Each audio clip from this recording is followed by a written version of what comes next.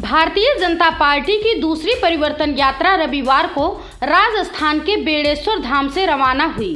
परिवर्तन यात्रा को हरी झंडी दिखाने से पहले आयोजित एक जनसभा का संबोधित करते हुए बीजेपी के वरिष्ठ नेता और केंद्रीय गृह मंत्री अमित शाह ने राजस्थान की गहलोत सरकार पर जमकर निशाना साधा।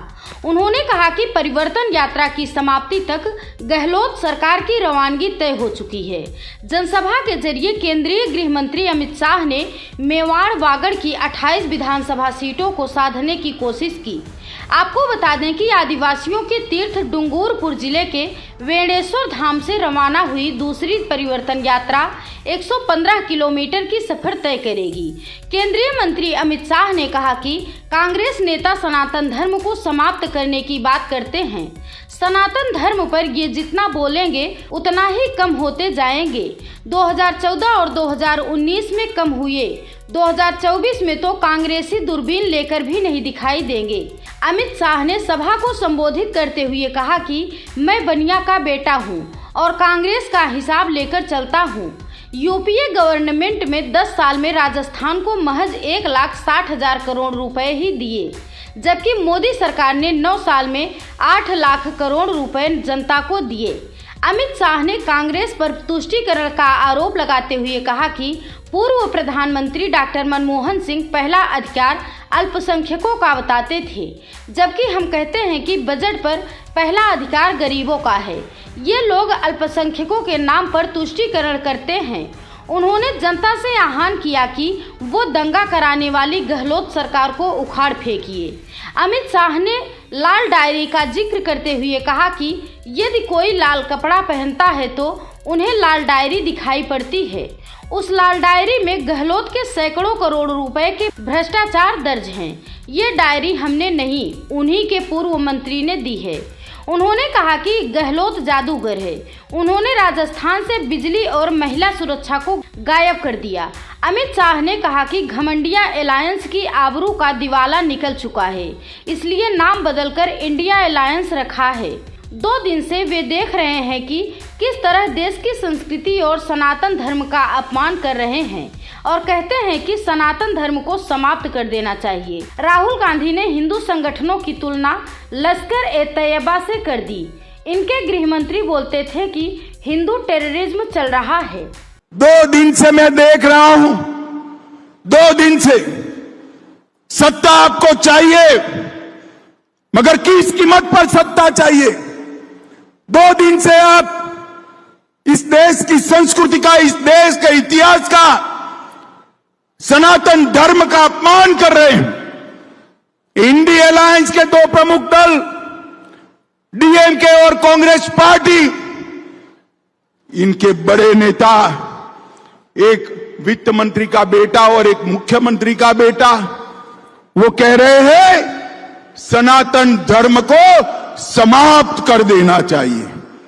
मुझे बताओ भाई, सनातन धर्म को समाप्त करने के लिए आप तैयार हो क्या? अरे जोर से बोलो, तैयार हो क्या?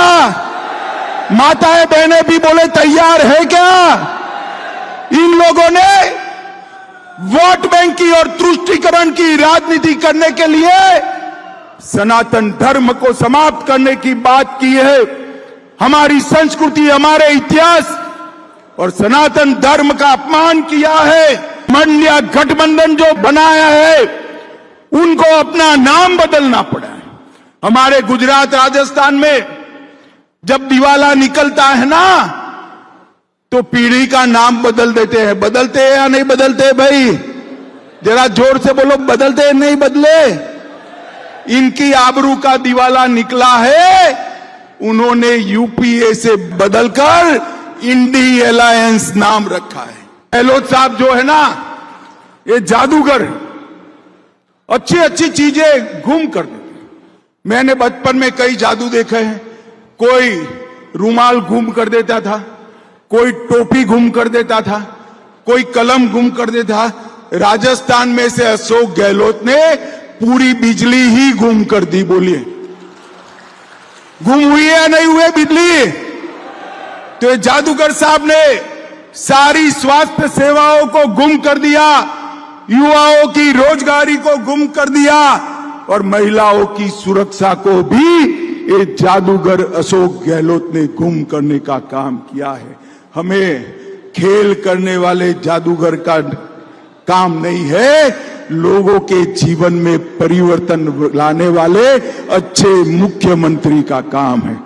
अशोक गहलोत जी हिंसा को भी नहीं रोक सकते, दंगों को भी नहीं रोक सकते, और आजकल उनको एक तकलीफ हो गई।